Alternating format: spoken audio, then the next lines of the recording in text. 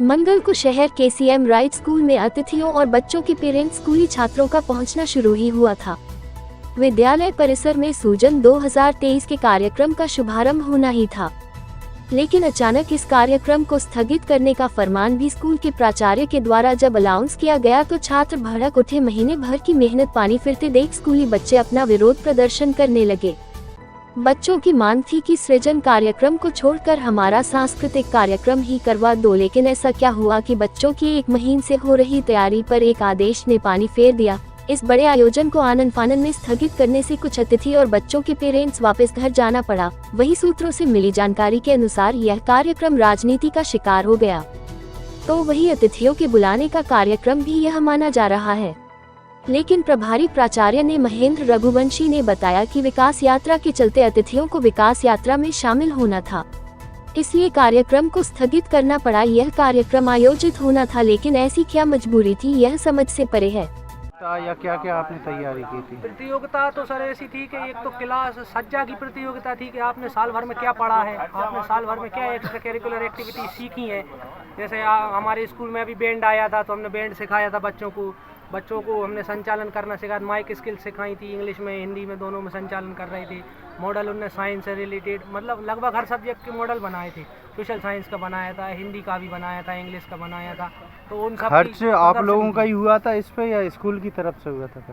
School की तरफ से भी हुआ था कार्यक्रम को, लेकिन जो बच्चे जो मॉडल बना रहे थे, जैसे सीट लाना है, स्केच पेन लाना है, तो हमने कोई बहुत एक्सपेंसिव मॉडल नहीं बनवाए थे। हाँ। सादा सिंपल चार्ट बनवाए थे। या जो वेस्ट आपका क्या नाम है और कौन सी क्लास में हो आप? सने शर्मा नाम है। कौन सी क्लास में? 12th।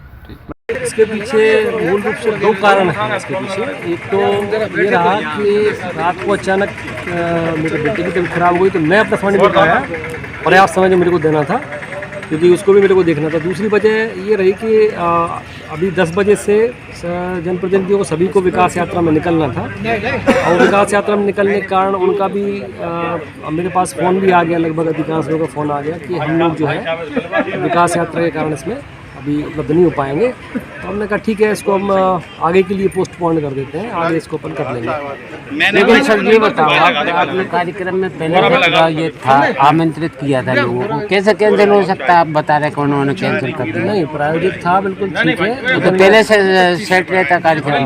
बिल्कुल आप बिल्कुल सही बोल रहे हैं, पहले से सेट रहता है, लेकिन समय अचानक उनके पास समय कुछ पाबंदियाँ हैं। उनको तो सारे उनका जो अमला 10 बजे निकलना था, तो वो कार्यक्रम हम लोग हालांकि 11:30-12 बजे रखना था, तो अपन ने पहले कर लिया था, लेकिन वो लोग निकल गए पहले ही।